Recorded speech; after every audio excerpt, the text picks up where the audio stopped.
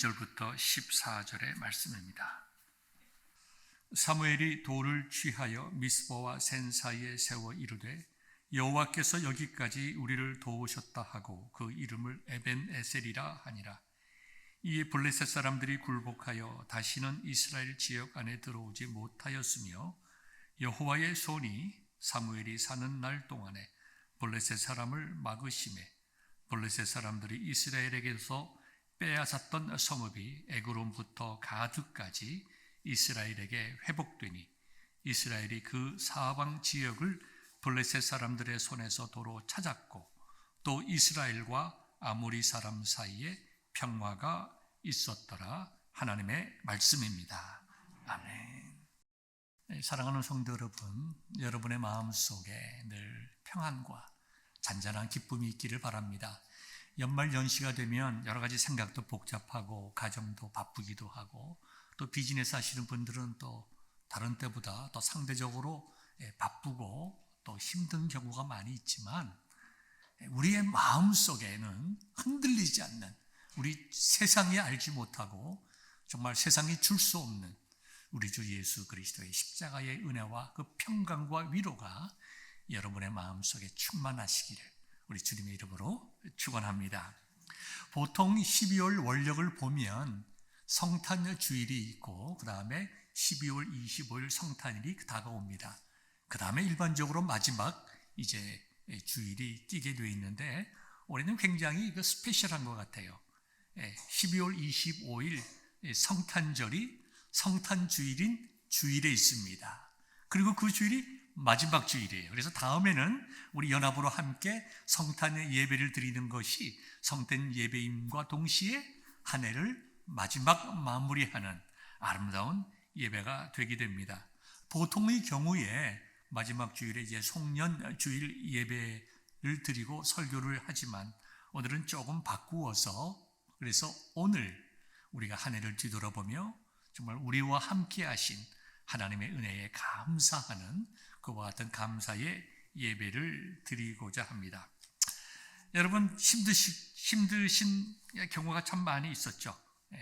한 해를 뒤돌아보면 힘든 일들이 많이 있었을 것입니다. 뒤돌아보면 어렵고 힘든 속에서도 주님께서 주시는 위로와 은혜가 저와 여러분들에게 충만하셨을 줄 믿습니다. 우리 이 시간 찬송가 301장 한번 불러볼까요? 지금까지 지내온 것 주의 크신 은혜라. 지금까지 지내온 것 주의 크신 은혜라.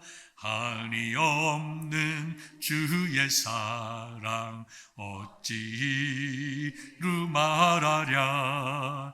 자나깨나 주의 손이 항상 살펴주시고 모든 일을 주 안에서 형통하게 하시네. 몸도 맘도 연약하나 새 힘 받아 살았네.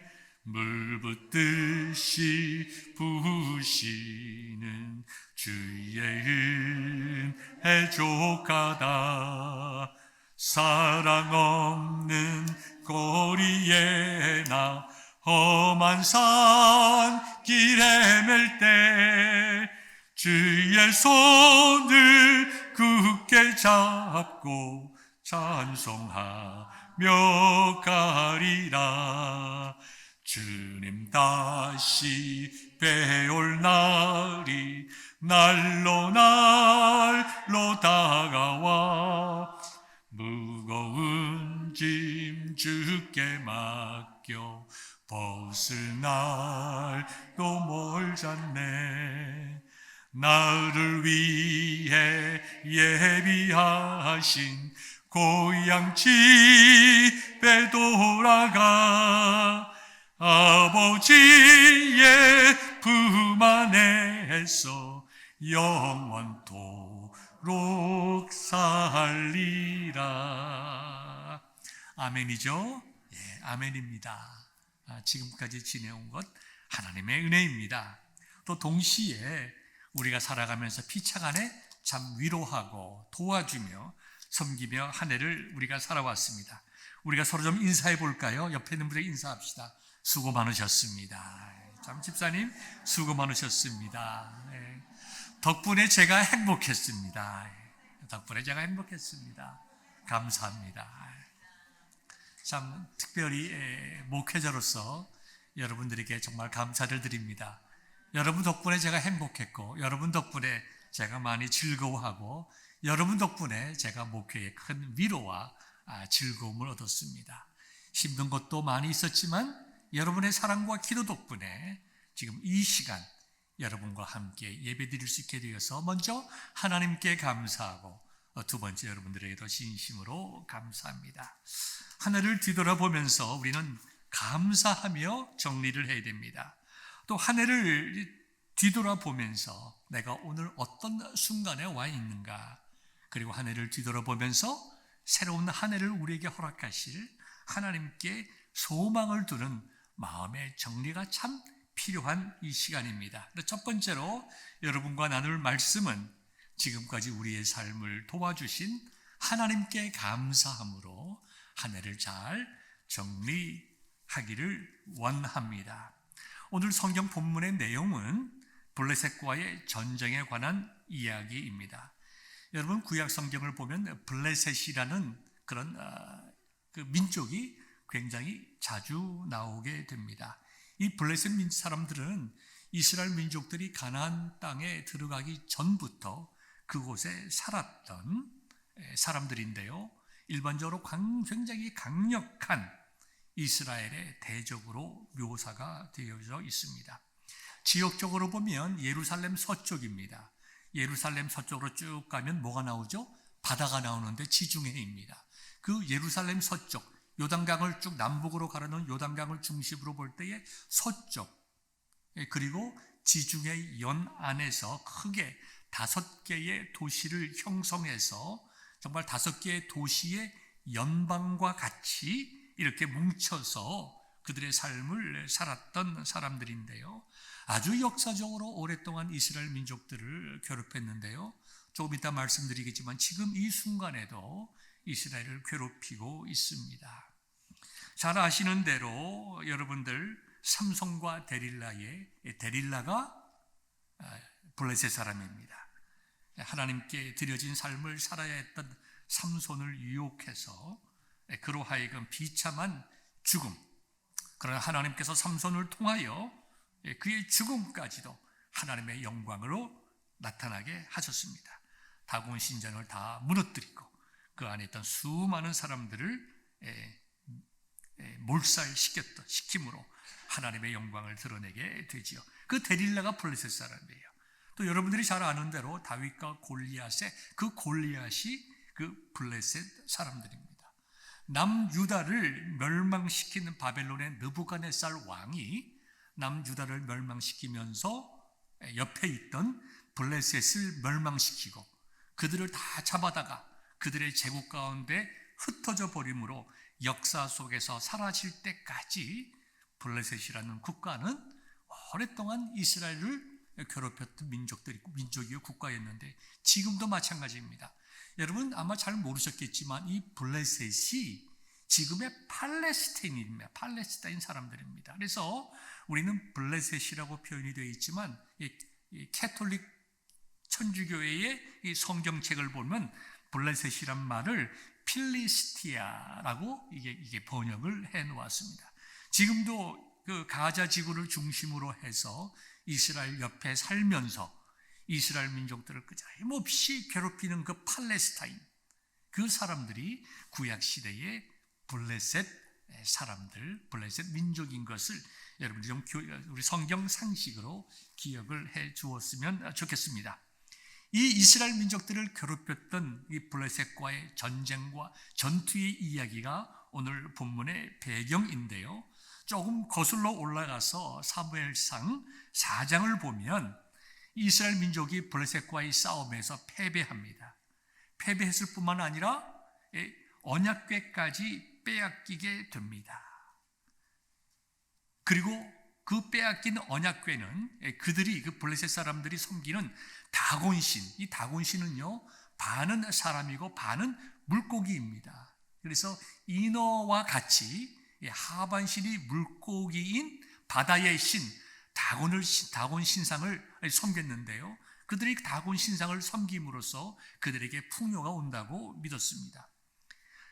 그들이 언약궤를 갖다가 다곤 신상에 옆에 두었더니 다곤 신상이 넘어져서 다 깨지고 맙니다. 계속해서 그런 일이 일어납니다.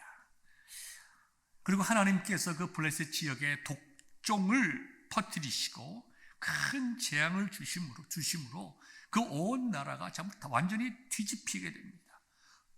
7달이 지나는 동안에 그 온 나라들이 힘들어하자 우리가 더 이상 견디지를 못하겠다. 온 나라에 이와 같은 독종과 이 어려움이 있는 것은 우리가 이스라엘의 신 하나님을 섬기는 그 민족의 언약궤를 가져왔기 때문이다. 언약궤는 진실로 능력이 있는 하나님이시다.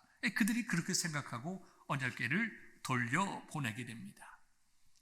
그 당시에 언약궤를 들고 가서 전쟁을 했던 홈니와 비느하스는 바른 신앙을 가진 제사장들이 아니라 굉장히 잘못된 신앙, 미신과도 같은 신앙으로 언약궤를 들고 갔다가 다들 그들이 죽고 언약궤까지 빼앗겼지만 하나님께서는 사람의 생각과 사람의 행위에 제한받지 아니하시고 어디에 계시든지 전능하시고 전지하셔서 모든 우상을 물리치시고 스스로 능력과 영광을 나타내셨다고 하는 것을 이 사건을 통해서 우리는 잘 알 수가 있습니다. 스스로 계시는 하나님, 창조주 하나님, 그 하나님께서 우리로 하여금 아버지라고 부르게 하시고 은혜를 주시고 인도해 주시는 그 하나님인 것을 기억하면서 좋으신 하나님께 늘 감사하며 영광 돌리는 삶이 저와 여러분들에게 있기를 주의 이름으로 축원합니다. 이렇게 그들이 견디지 못해서 돌려보낸 이 언약궤는 그 당시에 성막이 있던 실로에 안착되지 못하고 산 꼭대기에 있는 이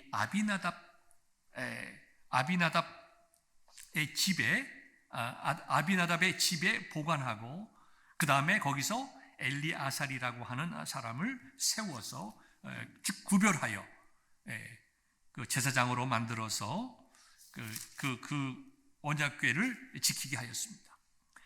왜 그 길갈로 가지 못하고 이 산동네인 기앗 여아림으로 옮겨서 이 아비나답의 집에 두었던 이유는 그 지속적으로 블레셋의 영향권에 있었기 때문입니다. 언제 또 블레셋이 쳐들어올지 모르고 또 이스라엘 민족으로서는 한 번 언약궤를 빼앗겨 본 경험이 있기 때문에 그 당시에는 어떻게든지 이 언약궤를 잘 보존하는 것이 중요하다. 아마도 아무에게도 알려주지 않았을지 모릅니다. 산 위에 적들이 찾을 수 없는 그런 곳에 언약궤를 두었는데요. 사무엘상 7장 2절을 보니까 그렇게 둔 지 20년이 지났다고 했습니다. 여러분 20년 동안 언약궤가 장막 속에 있지 못했다고 하는 것은 이스라엘 민족들이 하나님으로부터 하나님께 바르게 제사 드리지 못했다는 것을 의미합니다. 언약궤라고 하는 것은 하나님의 임재의 상징입니다. 언약궤는 하나님께서 그들과 함께 만나주시는 성막의 제일 중심 역할을 하고 가장 중요한 것입니다. 그러니까 이스라엘 민족들의 마음에 곤고함이 있습니다. 힘들어합니다. 그들이 하나님께 제사를 드리고 용서에 대한 확신을 얻어야 할 터인데 참된 회개와 참된 회개 뒤에 오는 용서의 확신이 있어야 하는데 그런 모든 제사의 행위가 제대로 이루어질 수가 없었습니다. 그래서 이스라엘 민족들이 온 족속이 여호와를 사모했다고 7장 2절에 기록이 되어 있습니다. 그럴 때에 하나님께서 엘리의 후계자로 세운 이 사무엘이 이스라엘 민족에게 놀랍게 하나님의 말씀으로 가르치고 그 다음에 그들에게 말씀으로 그들을 잘 목양을 합니다. 그래서 그들에게 이렇게 선포를 합니다. 3절인데요. 너희들이 정말로 여호와께 돌아오기를 원하느냐? 그러면 너희들 속에 있는 모든 우상들을 제거하여라. 너희들이 그렇게 블레셋이 두려우냐? 너희들이 너희 속에 있는 우상을 제거하면 하나님께서 너희를 블레셋으로부터 보호하여 줄 것이다. 어떤 말일까요? 하나님께서 그들의 심령을 보셨다는 거예요. 그들의 마음이 하나님께 가 있지 않고 우상에 가 있었다는 거예요. 그러면서 하나님으로부터 은혜와 복받기를 원했습니다. 하나님의 사자를 통해서 너희들이 그렇게 하면 안 된다.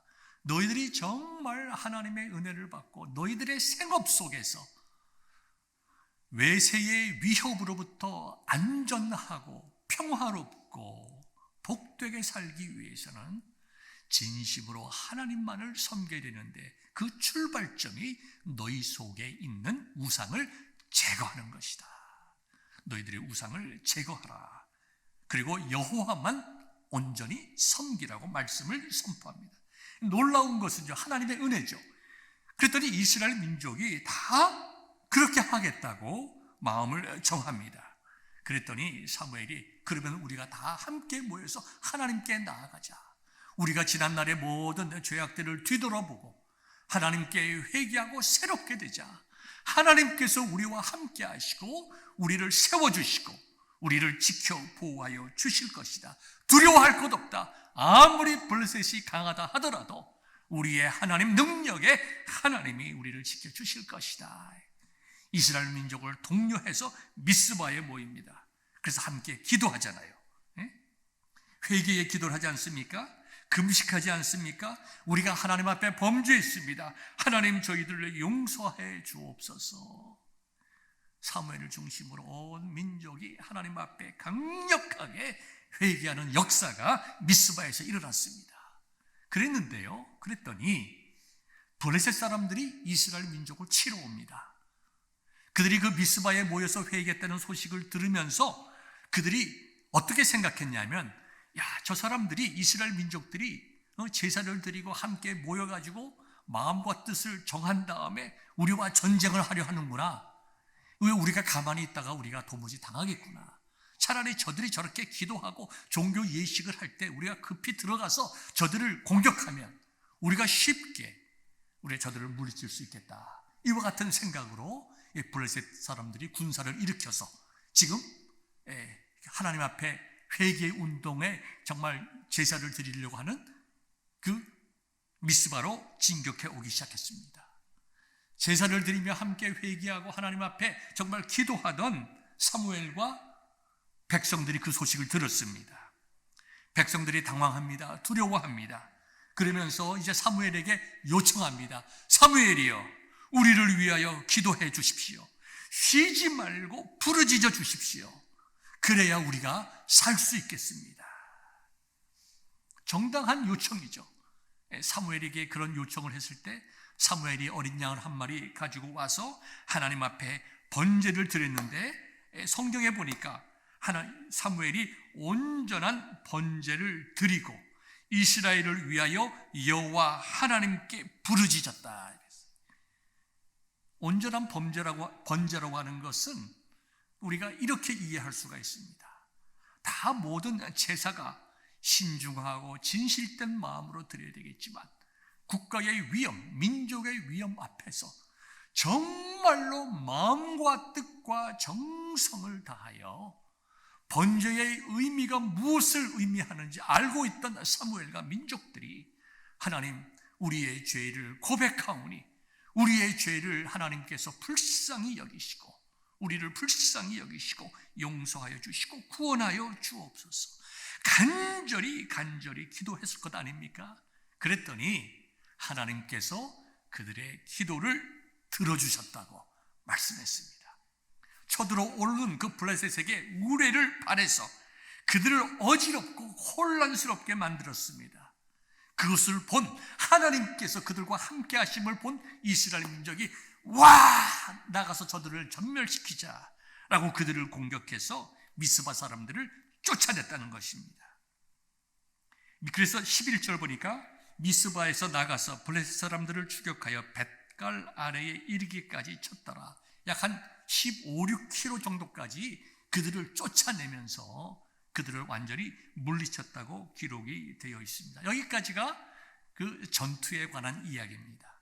그 전투 후에 사무엘이 한 놀라운 일이 있습니다. 그것은 12절에, 오늘 본문 12절에 나와 있는데요, 사무엘이 돌을 취하여 미스바와 센 사이에 세워 두었습니다. 그리고 여호와께서 여기까지 우리를 도우셨다 하고 그 이름을 에벤에셀이라 하니라, 이렇게 기록을 해 놓았습니다.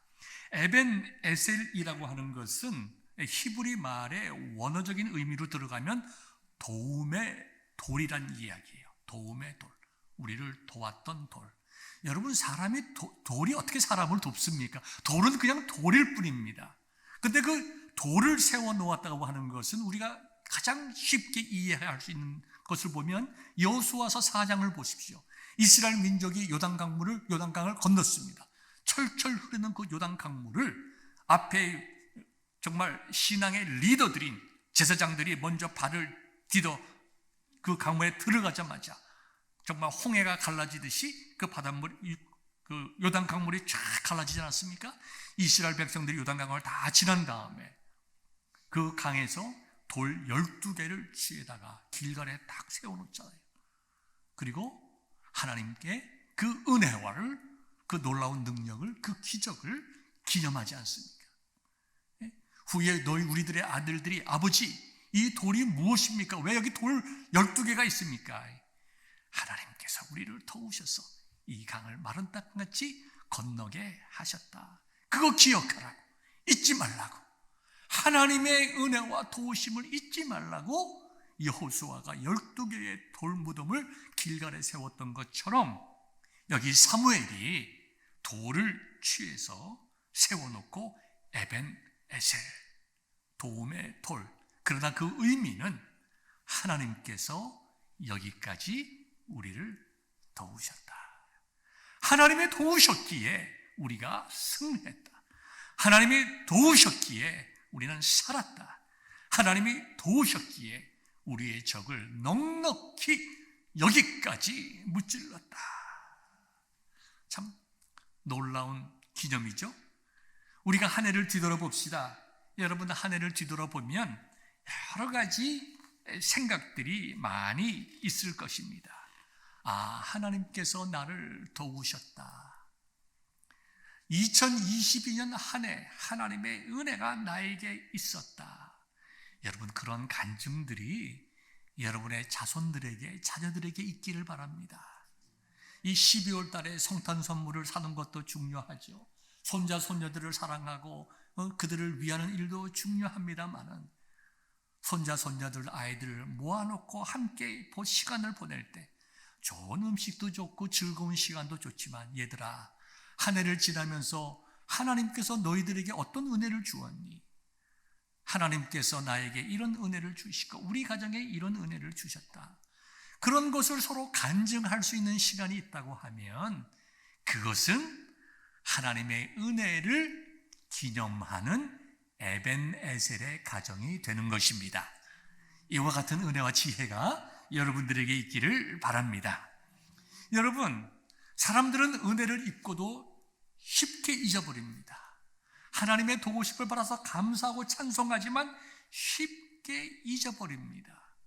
어쩌면 그 시대의 사람들도 마찬가지였을 거예요. 그래서 여호수아가 정말 그들이 건넜던 가나안 강에서의 돌을 취하여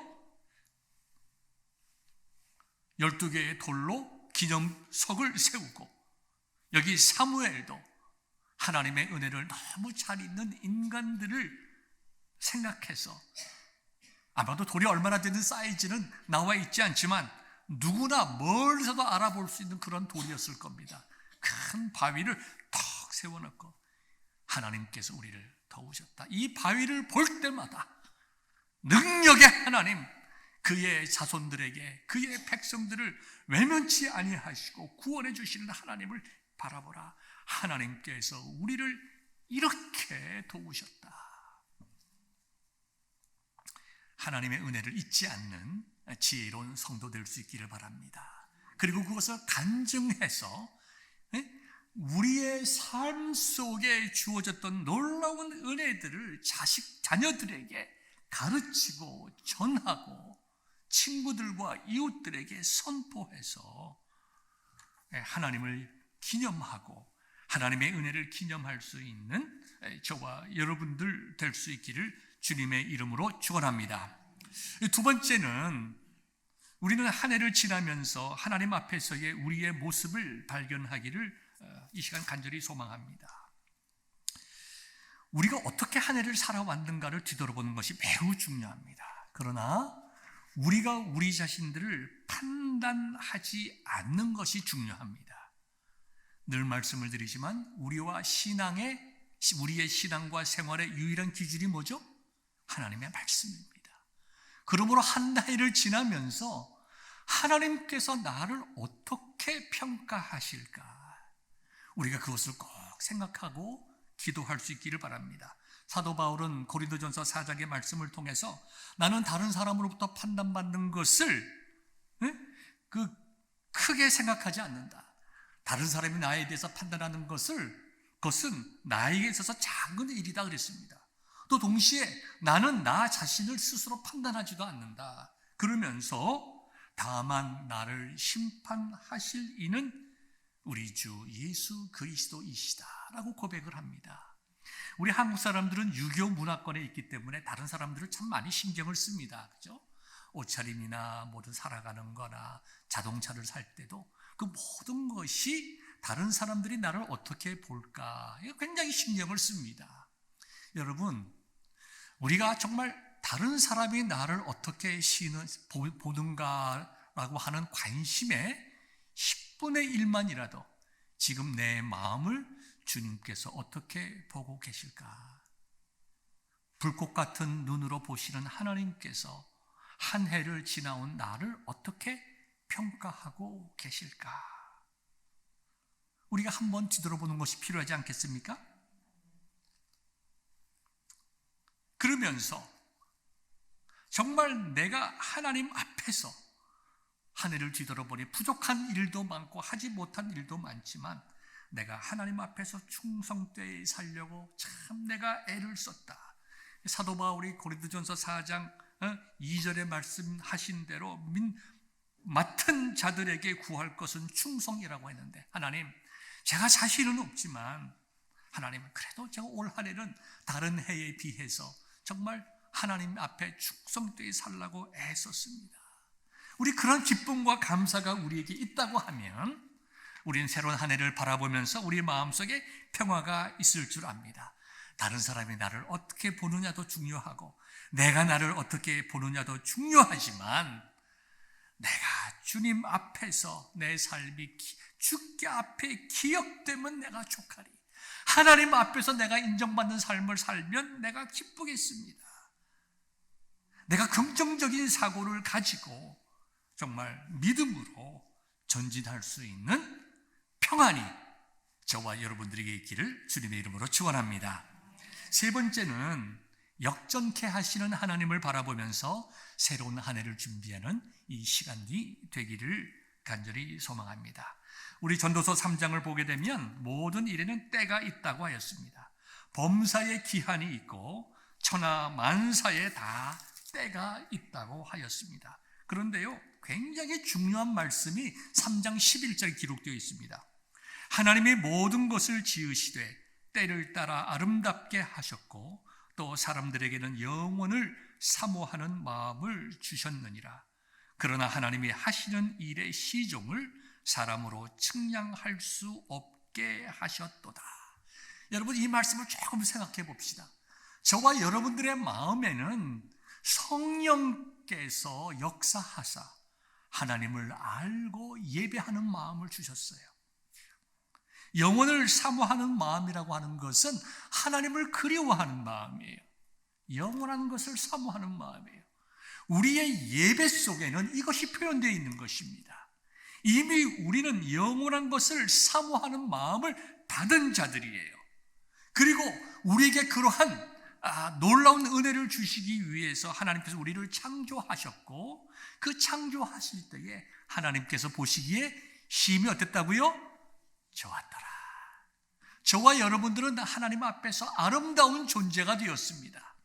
우리가 예수님을 모를 때는 멸망의 자손들이었지만 이제 예수님을 통해서 하나님을 알고 사모하며 귀하고 아름다운 것을 추구할 줄 아는 하나님의 보시기에 아름다운 하나님의 자녀가 되었다는 것입니다. 그런데요, 이 하나님의 자녀들에게는 정말 하나님께서 아름답게 하실 때가 있다는 거예요. 저와 여러분들의 인생을 아름답게 하실 하나님의 은혜가 우리 인생 속에 있다는 것입니다. 여러분, 그것을 기대해야 되지 않겠습니까?